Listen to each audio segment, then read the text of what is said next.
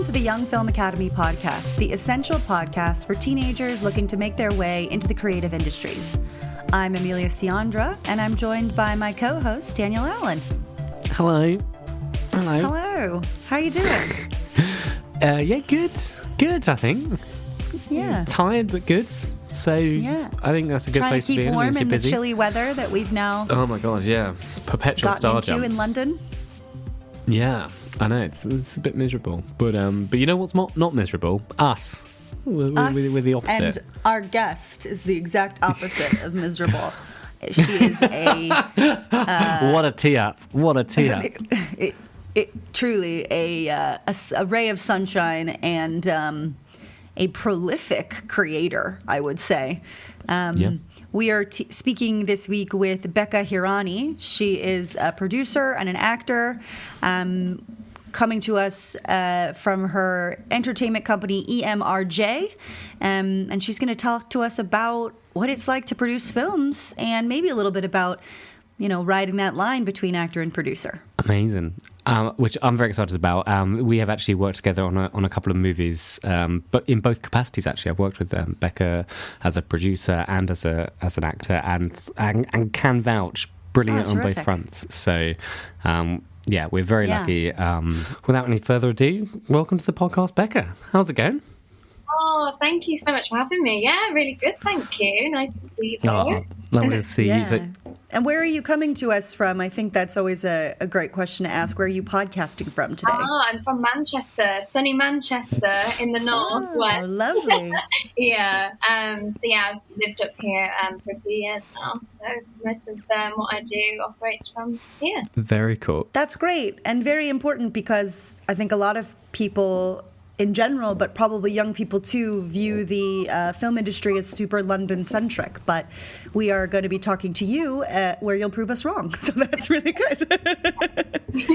There's lots going on up in Manchester, isn't there? Yeah, I think it's really developed the industry in the past few years. Because a few years ago, like the BBC kind of moved up here to Media City. And I think that was a really big breakthrough for, people in the north who were trying to get more into film and stuff. It's always kind of been here, but that was a really big thing, I think. And a lot of money got pumped into, kind of setting that up. Now there's like a big hub and a lot of things get filmed there. So, yeah, it's definitely improving. There are more things being filmed up here, which is nice because, yeah, like you say, I've always found it to be very concentrated in London as well. So it's nice that, things have been filmed in the northwest and in Leeds and stuff. Like you see things happening quite often up here now. So it's really, really positive. Was it hard making that transition? Because I think you were obviously doing a lot of London-based productions originally, and I want to ask about sort of the plethora of films you've worked on, because I know the number's quite high, which is very cool. But when you sort of moved to Manchester, did you have to build new connections, or it turned out that you could just operate from there? And there was enough people, like, I want to say, like, service people for the industry. And what I mean by that is, people that you can hire onto projects. Like, there was enough client people that you could pull from. Yeah, and it's interesting because I kind of had a base already in Manchester from a while back because I did study here. So I kind of always wanted to come back. But yeah, predominantly all my contacts are kind of still in London, were in London at the time. I lived there for quite a while I was kind of getting everything moving.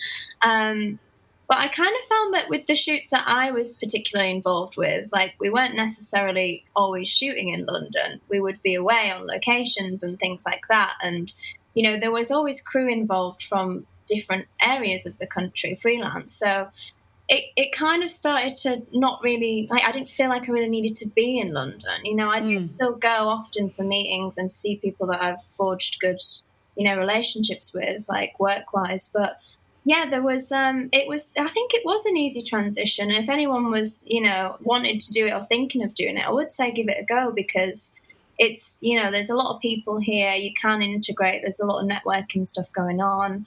And yeah, there is a lot of freelance, actors, crew who want to work as well. So yeah, I didn't find it particularly challenging. I wouldn't have said actually.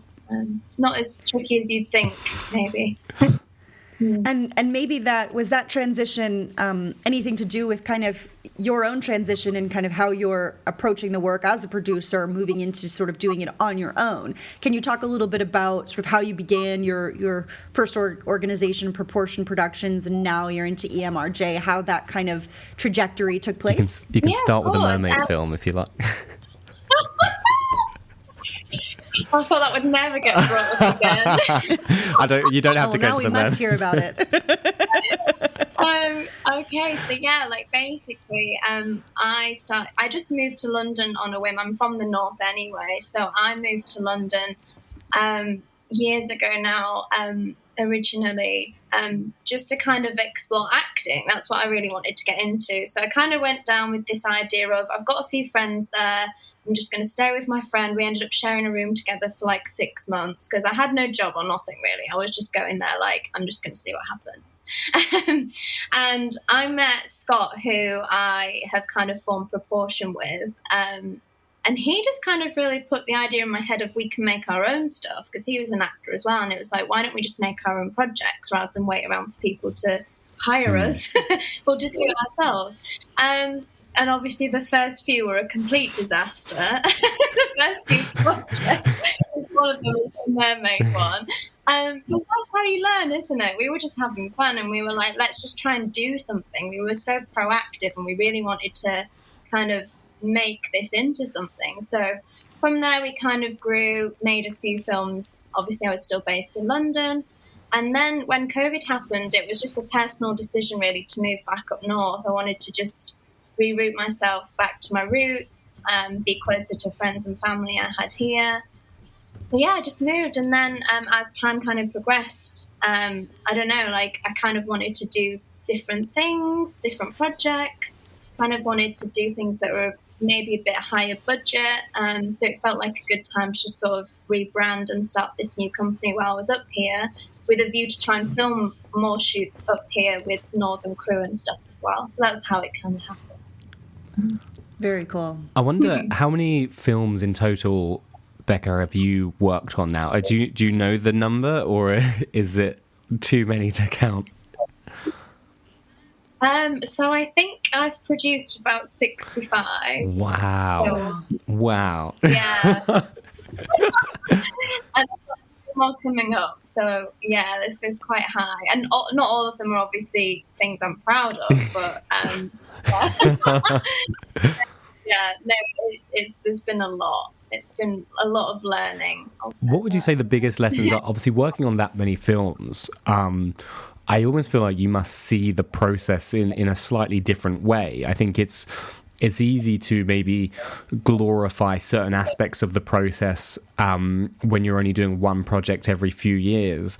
But when you're working on that many, does your sort of understanding of the process get sort of distilled down to something different? Like, how do you see the process and what's important to the process when you sort of are involved in that many films? And I imagine it at points quite a few films at once as well, right? It's not like there's one film and then we finished it and then we work on the next one, because otherwise you would probably be 65 years old, I would imagine. Yeah, there's been a lot of kind of, things going on at the same time. And I think like the biggest thing I've learned is just the timekeeping and just making sure you're really, really structured and you've got your projects really aligned. I mean, some things we have to turn around very quickly. So you've got to get the script done, get it filmed, get it edited, get it delivered. And when you're kind of working like that, I think it's like you just kind of, after you've sort of done it a few times, maybe get into a bit of a flow and a routine of like, that needs to be done by this time, this needs to be done, that kind of thing. So it becomes a bit more timeline and regimented, I suppose, if you've got tight deadlines and things like that. But then sometimes you have free reins and it's your own project and you're like, we can take time over this. So it's just really, I think, setting good guidelines and time frames of when you want things to be complete and looking at each project individually. And obviously having a really good network of, crew and people who are willing to come on board and you can have multiple editors because you get almost so many editors, and there's so many good ones that you can have a few things like going on in the edit at once. And it's being taken care of. So yeah, it's like kind of, I guess, outsourcing really reliable people as well. Yeah. If that answers the question. Does that answer the question? Yeah. How do you decide what projects to take on? What is your process? Are you out seeking scripts, or are people coming to you? Because with that many films, I'm thinking, does she have that many ideas? That's incredible. Yeah, it's a mix really. So sometimes, we'll get a lot of scripts or ideas pitched to us, and we might, have time on our slate to be able to accept ideas and submissions and things like that, and then work with filmmakers to, produce something. Sometimes a lot of it's maybe in-house ideas, the stuff that we really want to do, that we've got time to do, or, financial resource to do. So we'll explore that. And then a lot of it is actually working with distributors we've formed relationships with over the course of producing things, and having a relationship with them where we kind of ask, what do they need for their slate? What would they like us to make? And they kind of become a part of that process. So we make films, I guess, essentially for them to have on their roster. So it's a mixture, really. It's nice to do bits and pieces, I think, from each category, because it's always slightly different. If it's your own thing, or if it's someone else's baby, or if it's something you're kind of collaborating on with a distributor, it's all very different experience. So yeah, that's, I guess, how we keep so busy, because we try to mix it up. Nice. And so with the sort of the early films as well, what was sort of I always say the way you get good at filmmaking is you run out of mistakes to make. You just get you just every project is like, oh no, like that aspect went terribly, so let's never do that again. But then, like, as you go further on, I feel like you almost never run out, but like the mistakes maybe get fewer and fewer, or you do just discover completely new avenues of ways to sort of mess up a film. I wonder what the big early lessons were from the early films, of like the mistakes that you got out of the way that very quickly you were like, okay, this is really important, like this we can't sort of sidestep, and then how that maybe progressed through the films and the lessons maybe you're still learning on current projects. Yeah, that's a really good question. So I guess, like, when we first started, there were so many teething issues, especially because I myself didn't go to like film school. I was an actor, so I was really learning as I went. So there were particular, like, I guess, crucial roles and things like that we didn't consider how important they were, like, from members of the crew. Like, how important it is to have just simple things, like in the early days, a really good sound recorder. Like, things like that is so crucial. And like, I guess we tried to cut corners and things because we were low budget, and we kind of learned, oh, actually, it's better to put what resource we have into this now, because we really needed that on the last shoot. So it was kind of like bit of a lesson in, oh yeah, we need to put more money into having someone come and do our SFX and things like that for horror movies. So the early lessons were hard like that, because we obviously we were just figuring things out. But you say, as you go on, I think there's always something to be learned, isn't there, from every shoot, all the time. Even things like, as a producer, what can I do to make this shoot better for everybody else? Like, there's always teething issues on every set. So it's like, oh, how can you make things really streamlined, make it better? How can you improve your people skills, as well as just what you need to, have things working on the set too? I guess you just become better at identifying when there's going to be a problem and anticipating it. And you're like, I've seen this before. Like, let's sort that out before it comes in. This smells like an uprising. I've seen this before. We better squash it out early. Oh, this feels like this is going to be a problem. But there's always a solution for every problem as well, I think. Like, there's always a way you can work around something. Yeah. So has your approach changed drastically? Obviously, you have all these lessons and stuff, but how you sort of see or like enter into a project, is that different now to then, or I wondered.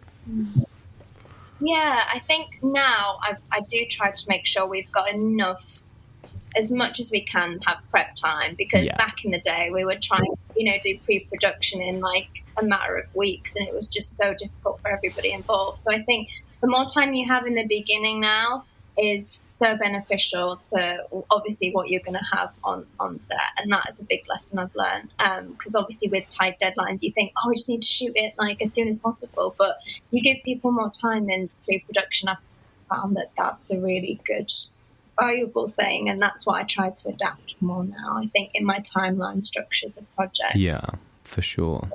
So with obviously I know genres, you've worked a lot in horror and stuff in particular, and because it's such like an interesting world, because there's such a huge fan base, right? Like you know that people are going to watch these films, which just doesn't really happen in the lower budget version of the world, version of sort of any other genre in a way. I don't know, there's not a massive world of sort of low budget sci-fi. I mean, there is actually. No, that's a lie. There is as well. But horror has that ability to travel more and sort of transcend borders. I think I always say it's because like boo is the universally understood in every single language. Was the reason for going into horror, like, was that a world that you were interested in or cared about, or did you see that as like an opportunity to explore the filmmaking process? Yeah, good question. I've always been a horror fan, actually, so I have always had interest in it. Even now, like, I love to just chuck a horror movie on for fun, which a lot of people don't like. But yeah, as you say, it's a very popular genre. You're shaking your head. Yeah, we did an entire podcast episode actually where I interviewed Dan about horror films, because I'm not a horror film person. So yeah, it is niche. It's a particular taste. But yeah, I've always been a fan, so I was happy to kind of go into that. But yeah, I think it was primarily how can we make movies that will actually be seen, because I guess our main goal was always like, oh, I want to make a film for it to be out there, for it to be something people might watch, buy, see, so we can make, I guess, some kind of career out of it, rather than, I guess, sometimes you can release things that you really care about and love, but no one sees it. So I guess we were really always keen on what is the commercial kind of standpoint of what we're doing. So yeah, it was part of that as well, because obviously, yeah, you can make horror on a low budget and it will still have an audience and you can still get distribution. So that's where that kind of came from, I suppose, originally. Yeah.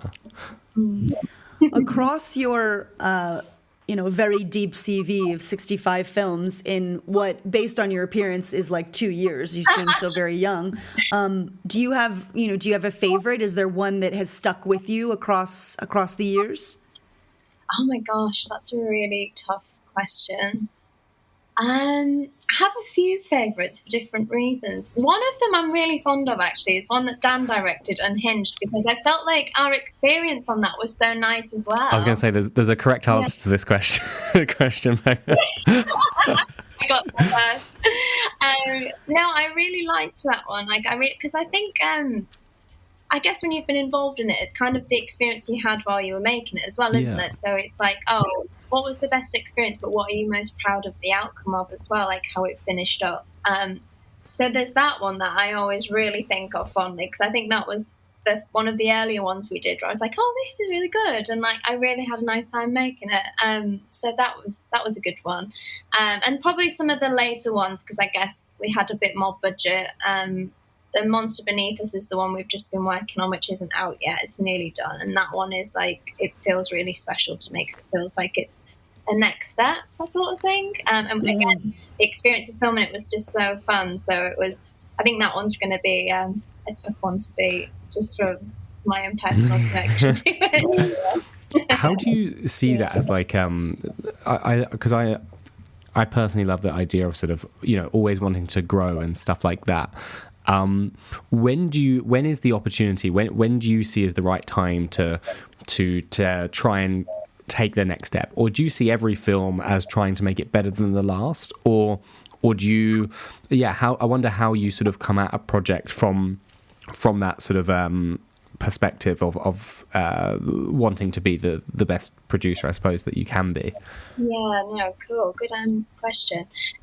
lately I've been trying to go into different genres as well as horror. So I've been dabbling with family movies, which is something new. Nice.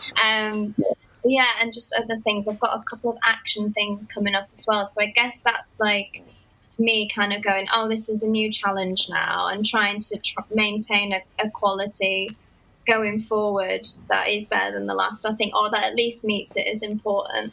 But a lot of it, I think, unfortunately, does come down to, what budget you have. And sometimes the projects that fall on your desk, you do have a lower budget to work with. So it's just like, how can I make it feel as big as it can, so that it's still on that level? Do you know what I mean? Yeah, but, I think just kind of slowly building, showing people and proving what you can do with what you had, trying to make it feel more expensive or feel bigger scope, is important. And then just slowly building yourself up. Like, the next thing I maybe want to consider doing is getting a set build or something like that, because that feels like, oh, it's the next step, it's a new challenge, but it's not completely impossible to maybe achieve. So it's just small steps, I think. Get yourself there. Is there like a holy grail that you're like, if I can do this film, then I can almost like stop filmmaking, like if I can do this project on this scale, Yeah. Oh gosh, yeah. There's so many I have in my mind that I would love to do. But yeah, you just kind of want to save them for when you can maybe do it justice, don't you? That's such a tough But yeah, Yeah, it is. I've got this like idea for like, it's based on a true crime thing that I really want to do. But again, it's just like, just gotta wait so you can actually tell the story you want to tell. But yeah, there's definitely a few that's like, oh, I'd love to reach for that. Yeah. One day. I was going to say, like, with those, obviously you have the projects that sort of, are sort of burning inside of you, and like, I want to do it right, so I don't want to do it right this second because I don't necessarily, I haven't found the financing or whatever it is to do it to the level that I feel like it needs to be done at.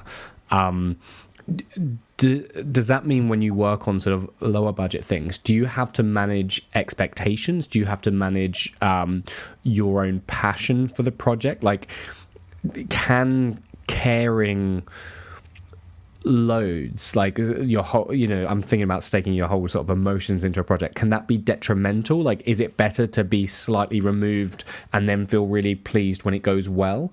Or do you need that passion to get it over the line? I wonder how you sort of see that investment process. Yeah, no, I get what you mean. I think it's important to have passion, because I think if you don't have any and you remove yourself too much, then your kind of standards slip, you know? And I think if you're passionate about something, you're going to try as hard as you can to make it happen. But I think, there is a fine line where you've got to just go, I can only do the best that I can do with what I've got. And you make, decisions that you don't want to make. Like, on the last shoot, the monster one I was talking about, we didn't have a lot of money to rent all the kit that we wanted. So we had to start cutting things off, like this amazing dolly track that we all wanted for these shots. And it's just like, well, you've got to sort of be like, I need to compromise. Otherwise, you just be upset and disappointed. So we'll do the best we can with what we've got. And you just have to make tough decisions sometimes. But I think the passion definitely helps always, like, kind of get you there and escalate what you can do. I wondered if you could talk a little bit about making the transition, or you're sort of still in the midst, I guess, of the transition, or how you balance being an actor and a producer, where, because those are two quite different hats to be wearing on a set, I think, especially, and just how you kind of navigate those different roles. Yeah, sure. So if I'm kind of doing both in the same project, it's definitely tricky. I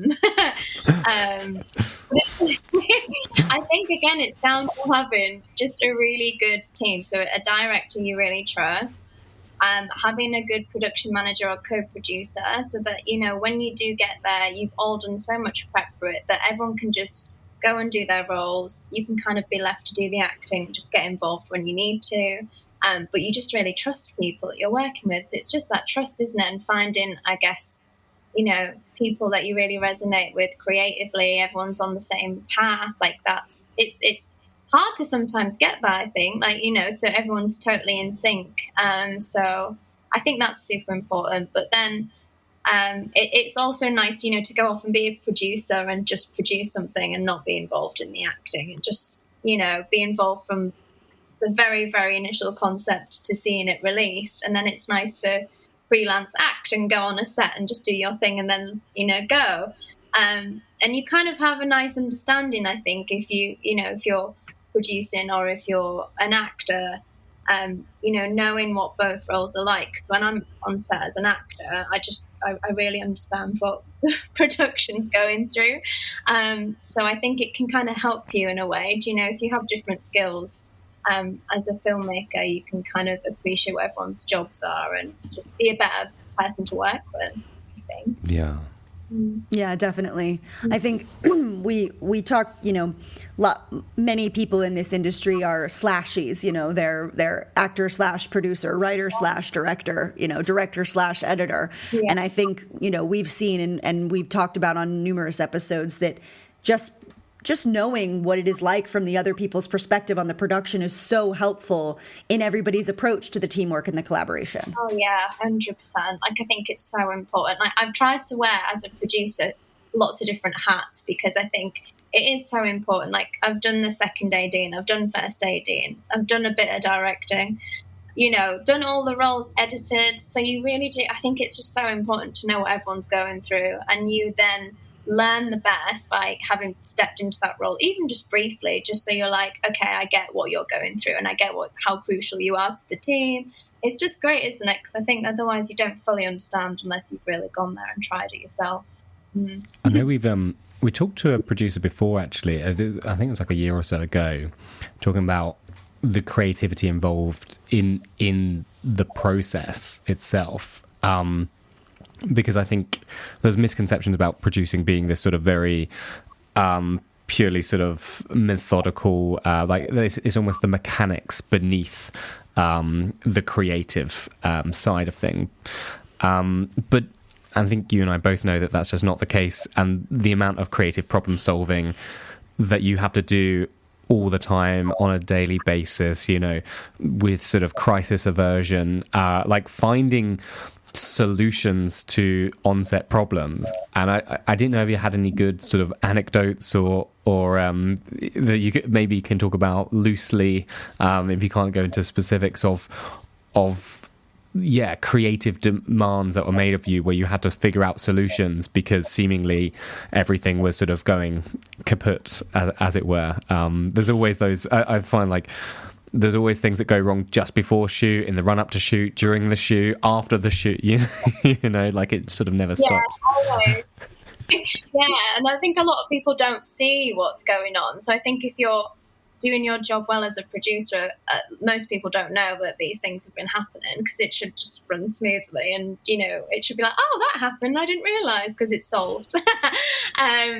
But yeah, often I think we typically, it's quite naughty, but often we'll go to locations and things like that maybe we've only seen pictures of, videos of. We've not had the opportunity to have a proper recce, which is always really tough on everybody, because you've got to kind of go there, scout things out, and obviously with that, things don't typically end up being as you imagined, or you could be missing something that's really important that you thought you had access to, or it just isn't going to work. So I think a lot of my creative problem solving has been okay, that location is just not going to work, or we really need to dress this in a different way. We've gone into a barn, we want to shoot there, it's covered in owl poo and it's got owls nested. Use that. So it's coming up with things, but you're there on the day and it's we have to film this week. So it's okay. So you can often find yourself mucking, and I think, with things like that. Or if props haven't arrived, or there's always something, isn't there? And it's okay, how are we going to make this work? Literally when we're there on the day. I think it's the stuff that's on the shoot on the day that is oh my gosh, so time sensitive. But there's always a solution for a problem. But yeah, there's so much involved with problem solving, creatively as well. You're right, and I don't think people realise. I was wondering if you could talk a little bit about how you balance. You're a producer. I've seen from your very extensive IMDb that you've also been an executive producer. And how do you differentiate between those roles? What do those different things entail when you're approaching a project? So executive producing, I've kind of maybe sat back a little bit from being involved in the day-to-day stuff and kind of handed it off to other people. Like there's some credits I've got where I've produced and exec produced. And that's maybe if I've been able to put some personal financing towards it and things like that. So coming from a kind of investor standpoint as well. So often, you know, I might still be involved as a producer on something I've exec produced. On a couple of them, I will have maybe taken more of a backseat and, you know, just kind of guided from afar remotely and sent, like, you know, another production team might have kind of collaborated with us or something like that. So I guess, I would have taken more of a sort of general, you know, backseat on things and just kind of been there to oversee stuff. Okay, great. And do you, when you are EPing and producing, do you feel any tension between those kind of roles? You know, do you feel any, or do you have a different buy-in because you know that financially you're invested? How do you manage that? Yeah, that's a really good question. I guess, when your like personal money is on the line, you maybe look at things slightly differently. But I think I'm always, as a producer, very conscious of the budget and trying to make sure we can do as best we can with it. So I'm always quite conscious of that anyway. So I think maybe the skills do kind of go hand in hand because you should be thinking about the budget and making sure that everyone's got what they need or what you can provide on it. You know, it's such a big part of it anyway. So I think they do complement each other. But you have a certain amount of pressure, I think, if it's your own cash. But obviously I try to be very sensitive of any investor's money as well, make sure it's spent well. And when you're working on projects that you're producing but not EPing, what is your relationship? Obviously, you've just talked a little bit about you're always mindful of the budget. But what is your relationship to the funding of those projects? Like, how does the funding come through, and what are your responsibilities from a budgetary perspective? Are you doing that before the project even gets picked up, or do you come in after all of that's been decided? Yeah, so often when I'm working as a producer, we do make sure that we've got the budget money ready and available before we book the shooting dates in and things like that. So it would usually be like, maybe we'll do a script and develop a script or something like that, obviously, before we go into it. But I wouldn't take it any further, I don't think, until we were sure that we had money to make it and that we could, you know, do the script justice on the budget that was given. So I would make sure that was all negotiated and kind of done before we start going into it too deep, just because I think you can get into some tricky waters if you kind of don't have it there. It just need it to be there, ready, available before you go into it. But like I said, sometimes the distributors will pre-fund something if they particularly want it. Other times it's private investors. So it is a mix of things. Yeah. Where do you start with looking for private investors? Like, I know that sort of, especially to our younger sort of listeners, that must be such like an elusive thing. And I know that sort of you do eventually find people the more you build connections and stuff. But certainly in the early days, where did you look and stuff? And the flip side of that, I imagine now you probably get directors that come to you with ideas and stuff. So yeah, how do you look for people, and what do you look for in people and their projects when they come to you, you know? Yeah. So in the early days, we really just had to go out and sort of prove ourselves in a way that we could do it. So that's why we kind of literally just got a group of people together who all wanted the experience of making something. We made it on literally our first film, I think, was shot in my sister's flat, and we spent £500 on it, something was like that. Was that short or a feature? It was a feature film. It was a short film. But Scott goes, shall we just make this into a feature? And I was like, yeah, sure. That's my favourite origin story, is everyone I know starts in shorts and just is like, let's make a short. And then afterwards they're like, let's make another short. And then afterwards they're like, I think we should do another short. And you guys are just like, let's just make a feature. Yeah. I know. I think we thought it was going to be good enough to show somewhere or try and sell it off, but it definitely wasn't. But it did teach us a lot, and everybody kind of wanted to get involved. So, like people who are at film school and, studying and stuff like that have such a big advantage anyway, because they're all learning together. So, you could take that opportunity to just make something together. Everyone's got different skills they can contribute. If you can maybe just even crowdfund a little bit, just get together, make something, and then you've proven that you can do it. From there you can only get better.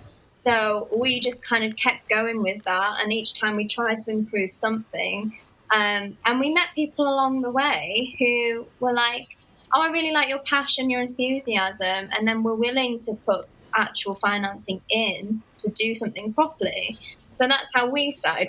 I think we just tried to make it work, tried to do things that would then prove to people we could do it. So I think that's why it's so important to make your own work, I think, where you can, just to start off with, because then you can kind of be like, okay, look, we can do it. This is our work.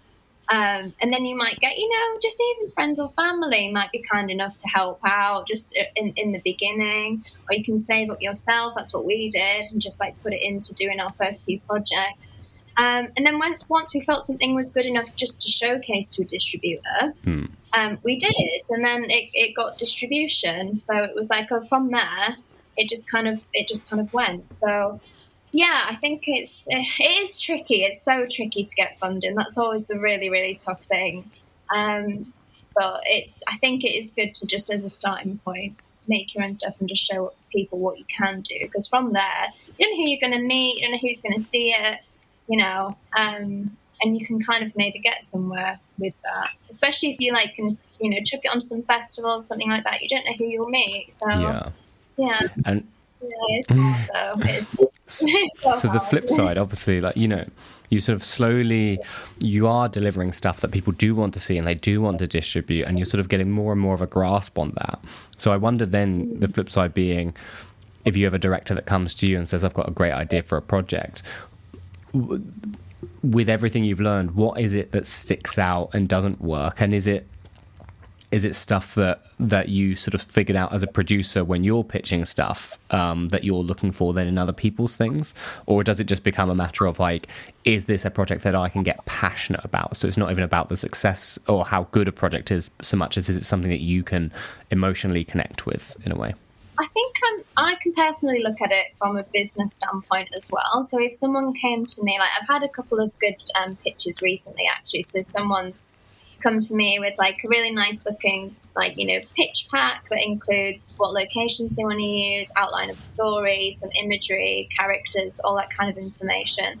And, sent me a detailed treatment or something like that, and a plot synopsis, and kind of gone, oh, I've got this idea, etc. And if there's something that I think is commercial that will hit some good points for whatever genre it is, and that I know my connections would be interested in, so I could actually propel it and take it somewhere, and I could get it distributed, or I could find distributors or people who might be interested in financing it.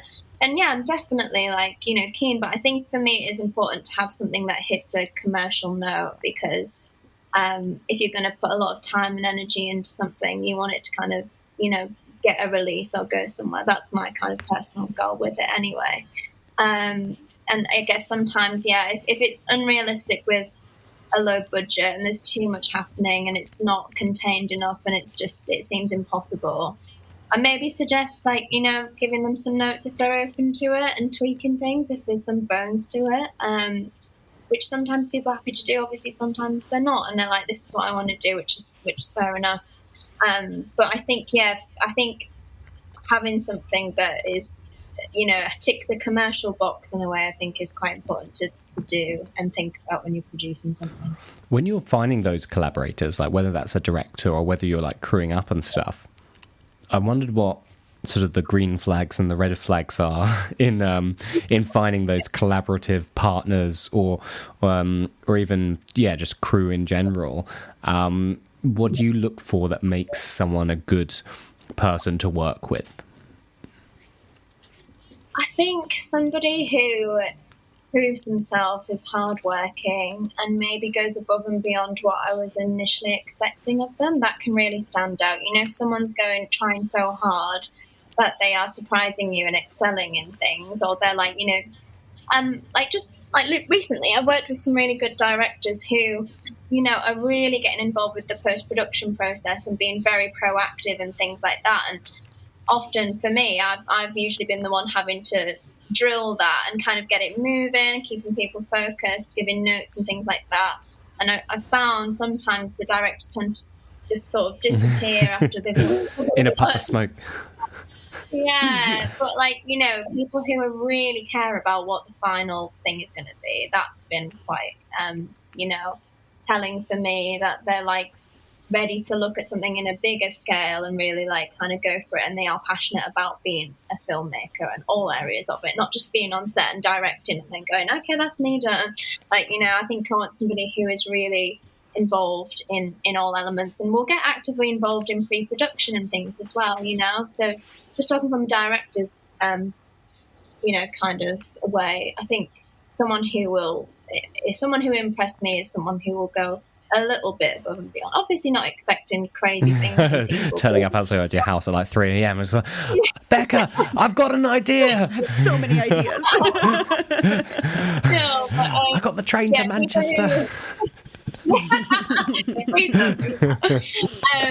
no, someone who's just carefully thought through the details, I think, and you can tell, like, you know, they're passionate about it and they have a good idea of what they want to do, a clear vision of it, and open to collaborating as well, because I like to be involved and collaborate with people. So if they're open to collaborating on ideas and stuff from the initial concept, that's always nice. Yeah.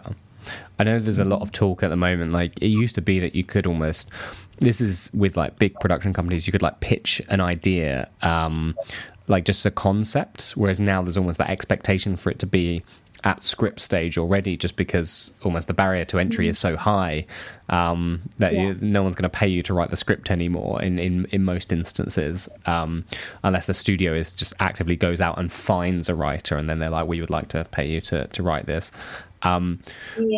So with that sort of barrier to entry, would you say it's still sort of important that even though it's at script stage, it still then needs to be malleable in a way? You know, you've got to have that full package ready, but it also can't be so hardline and like, this is exactly how it's going to be.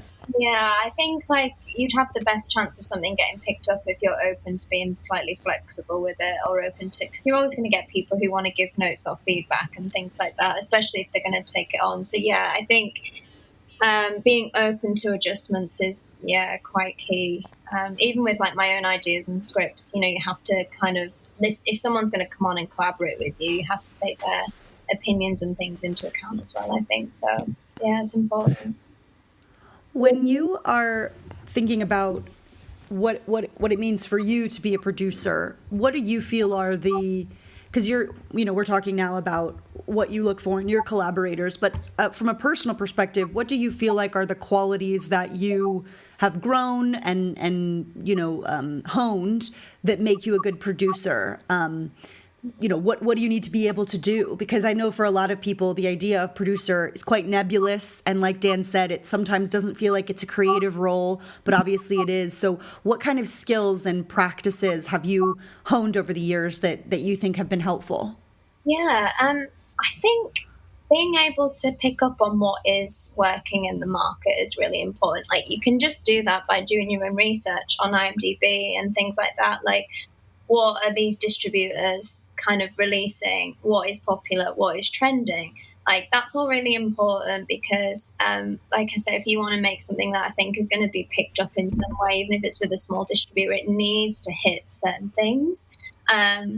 Obviously, coming up with a brand new idea, new concept is amazing, and definitely do that. Like, if you've got a cool idea, but I think, do just think like, oh, what is the audience going to get out of this? Like, how is the audience? Is the audience going to enjoy this? Is it hitting what the audience might want to see? That's all really important. I think I've learned a lot about that as I've kind of gone through films, because obviously some of them have completely flopped. Some of them have been more successful. And then you start identifying trends of like, oh, okay, this works. This is popular, etc.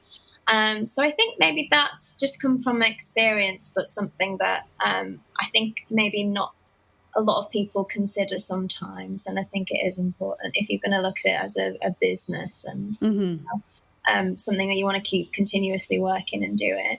And then I think, like, yeah, just learning how to get things done. I know it sounds so simple, but, you know, I think people can often sit on ideas for a long time, or, you know, like, not get things moving. And I think you just got to keep moving things forward and keep trying to get stuff done.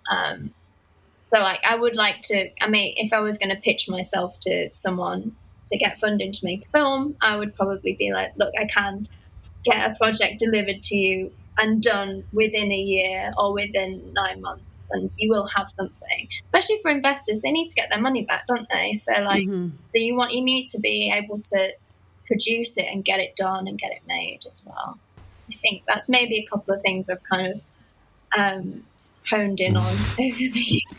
And do you think, in terms of that kind of distributor knowledge and being able to notice trends that you were talking about, do you think that is really just something that can come from experience and research? Or is there, you know, I'm just thinking of like, if I'm thinking to say to a young person who wants to be a producer, what skills they need? Is that really just a research skill and a kind of, you know, ear to the ground? Or is there an element of that is less tangible that is part of that development? Is it an awareness? What exactly I'm trying to get to the kind of, like, you know, more esoteric kind of ability that you have but perhaps it is just esoteric and it's just something that you develop as you go.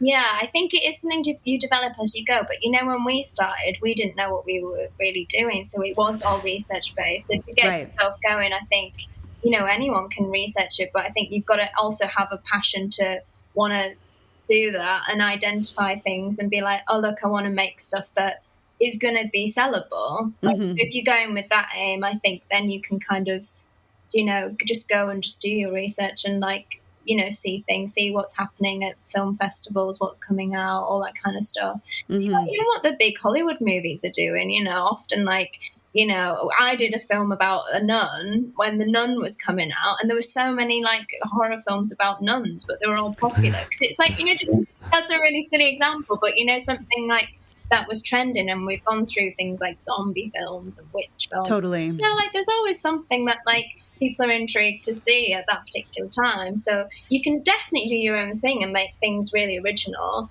And I'm not saying copy ideas or anything like that, but I think just, you know, see, like, what's working at the moment. Like, you know, supernatural films, like, a bit more popular right now, or is this particular, you know, the slasher thing's really coming back into fashion now. There was a found footage craze, you know, there's always these, like, kind of trends that you can just think, like, oh, maybe that will be a bit more appealable, so I can do my story that I want to do, but I'll maybe just pick these things and put it into it if I can.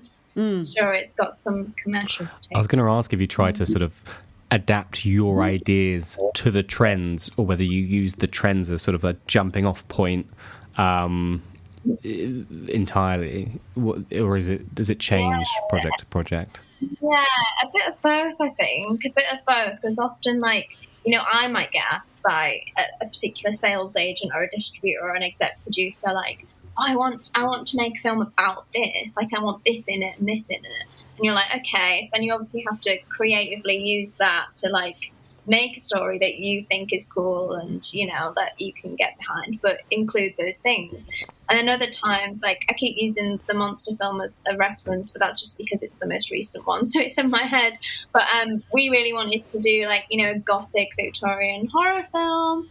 But I knew at the time, like, the creature thing was quite interesting and popular, so that's why we've put this creature into it. And it's just kind of like, you can just sort of, like, plant things in there, I think, that, you know, will still work for your story, but then you're also like, okay, I'm kind of safeguarding this idea a little bit because I'm thinking about what might be appealable, really. That's all it is. Yeah.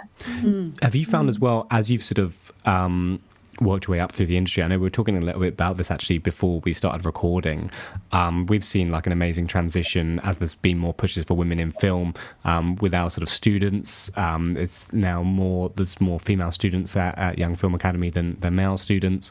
Do you feel it's become less of a boys' club, or have you not noticed too much of a change over your time? And I just wondered how what your experience has been like over the years. Oh, and it's so great to hear that. Yeah, it's becoming more balanced. It really is. It's so important, and it's really nice to see that more females are really wanting to come into some of these roles that have been so male dominated over time. And yeah, I do notice the trend as well. Like with members of crew, it's very balanced now, which is so nice. Even in post-production as well, that's more balanced. That was still quite male-dominated, I felt. Yeah. With editors and things like that as well. And I feel like that is more, there's more women, more female, members coming onto post-production teams as well. Yeah, and it's so nice. I think it just adds such a lovely balanced dynamic on the set, and it's just so encouraging to see, that there's more opportunities and more people are wanting to do it as well, and kind of get in there. It's definitely less of a boys' club, as you were saying. I know that was like an early tension, wasn't it? Actually, it was like when there was that drive, quite rightly, to try and balance the crews more, and there was a real interest in doing that from the producers and directors' standpoint.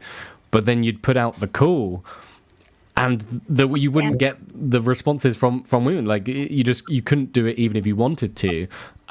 Whereas now that's just seemed, from my experiences, just been not the case. Like there are far more women applying, which just makes that so much easier to move in the right direction. And it seems to be getting easier and easier to do the right thing, as it were, and make that transition. Right. Yeah, there are more people applying and seeming eager to do it, which is really nice. Yeah, you're right.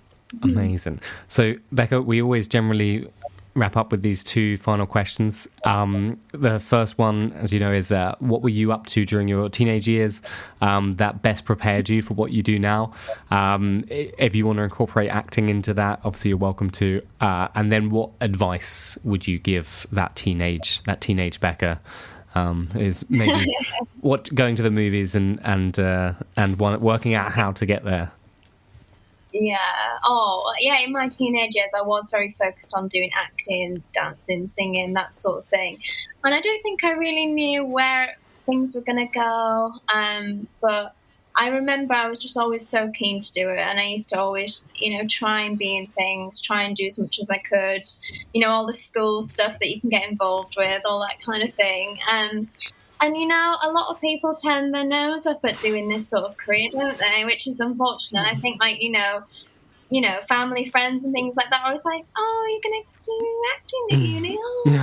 Oh, yeah. Patronising, isn't it? But you do get it, unfortunately. There's this, silly stigma around it. But, I think doing all of that stuff from a young age is just so important for you as, just to learn and become the person that you're going to be as well. It teaches you confidence. It teaches you creativity. It's just all really important stuff. Teaches how to work together as a team. There's so many important skills you can get from doing it anyway. But yeah, I think that all formed who I am as a person in terms of being more confident, and I'm glad I ignored the hate around it. I mean, I was a teenager in a little town in Yorkshire called Beverley, which was very guarded and very white middle class, and I was very sticking out like sore thumb anyway. So I think the advice I would say back to myself is just trust your gut and just try it, just give it a go, because if it doesn't work, it doesn't work, but you'll always regret not trying as hard as you could and just going for what you really wanted to do. Yeah, that's so lovely. So, I love the say. I know I heard on, I can't remember who it was someone in film saying that you often end up regretting what you didn't do far more than you regret what you did do. 100%. Yeah, and if things don't turn out how you thought they were gonna, you always learn and take something from it, I think, and it will always get you in some way a step closer to doing the next best thing. If you do a film that you don't particularly you're not proud of or anything like that, you can still take so much from it, and it will in a way get you to where you're going to be. It's part of your journey, isn't it? So I think, always give it a go, because if you don't, you'll just really regret it. Amazing. Becca, thank you so much for your time. This has been really inspiring. So thank you. Thank you so much for having me. Thank you. It was so nice to talk to you. Yeah, it was terrific. You know, when I hear her talk, I think about that really funny video of Shia LaBeouf going, "Just do it." You know the one I'm talking about? the green screen footage. Yes, like, exactly. Just do it. Just do it. It's very funny, obviously, but she is like the emblem of that. Like, what a great, you know, if you want to look towards someone who has just done it, and she talked about, right, that thing of just the first time you just go and make it and see what you can do, and then you figure out the things along the way, you do the research. But I just like that ethos of like, just give it a shot, you know? You don't know what you don't know. And you learn along the way. I mean, that is the whole point, is to learn along the way, right? So yeah. I just think absolutely. that I felt very inspired by her, for sure. Oh, absolutely. And I bang on about sort of that whole just keep learning, keep growing, keep making mistakes and keep learning from them. And I think ultimately, you do just have to just get out there and do stuff. I think you can spend all day, every day in your own head planning for the perfect movie. But I think it's very easy to end up living behind fear, if that makes sense. Of like, 100%. This isn't the perfect idea. Or maybe the next idea will be the one to do it. And actually, like, by the time you get round to it, you could have just made 3 films by then. And that third film is probably going to be better. Yes, it will be, because you will have grown and you will have learned. And that thing of, I do think you see that a lot. And I have some friends who I want to send this episode to when it comes out to say, like, you know, you've been talking about that idea for 2 years. Why don't we just figure out how to make some of it? I mean, maybe not the whole thing, right? Maybe we make some of it and then we go, oh crap, we can't finish this. Or we go, now we want to get some funding out of it or whatever. You know, there's a lot of different ways to go about it. But I think you can get, especially if you are so desperate, as we all are, I guess, but to make something perfect, you know, there's no such thing. And you don't want perfect to become the enemy of good enough, or even the enemy of existence, you know? And also I think the work is never done. It's like that thing that you said, right, about Disney. The film is never done. They just stop working on it. You know, you're always going to look back at the work that you made when you were younger and go, oh, I wish I had done X, Y, or Z. But that's the point, is to learn from it and to the next time do something different. Yeah. Oh, for sure. For sure. Yeah. I think you've just got to keep moving forward. I think learn from what worked and what didn't work. But ultimately, it's that perpetual motion. I don't think it's your job to like sit and reflect and worry about whether the next thing is going to be better or worse. You just got to keep going and make the next thing the best it can possibly be. And I think, so even like when you get over that hurdle of actually making that first thing, you want to get over that hurdle of the second thing as well. Right. And then the hurdle of the third. They're all hurdles. Yeah, but you got to learn how to hop over them. Yeah, your brain will constantly come up with clever ways of disarming you or derailing you, and it's just about having the tools in the toolkit to keep moving. And ultimately, that biggest tool is what is it? Belief in yourself. I think, right? Like the desire to make. I mean, you know, you can. It's infinitely easier not to do anything, right? Oh my God, yeah, absolutely. Well, why don't we go to our question from our listener? Do you have a question there that we had? I do, come yes. We have a question. This is from Renee in Bristol, and Renee wonders. Renee says, I have some budget for a movie. Where should I invest it? And I believe that's sort of talking about, you know, do I put it in the wardrobe department? Do I put that on like a location? Et cetera, et cetera. Do you have any thoughts, first of all, to kick us off? I definitely have a couple. Well, I mean, I think it's a great question. And like, first of all, congratulations, Renee, on having some budget. You know, that's the hardest part, as Becca taught us. And I think it's a really wide-ranging question to which there is not a single answer, but rather it's sort of looking at the film as a whole and going, what is the thing that spending more money on it will elevate it? And the answer might be actually not spending any money on the making of the film, but using that budget to enter some festivals, or using that budget to pay an agent to start trying to get your film distributed. I think that it could be a post-production spend rather than a production spend. Or if you've got one element of the film that actually, if you could just have a little bit of VFX, it would make it so great.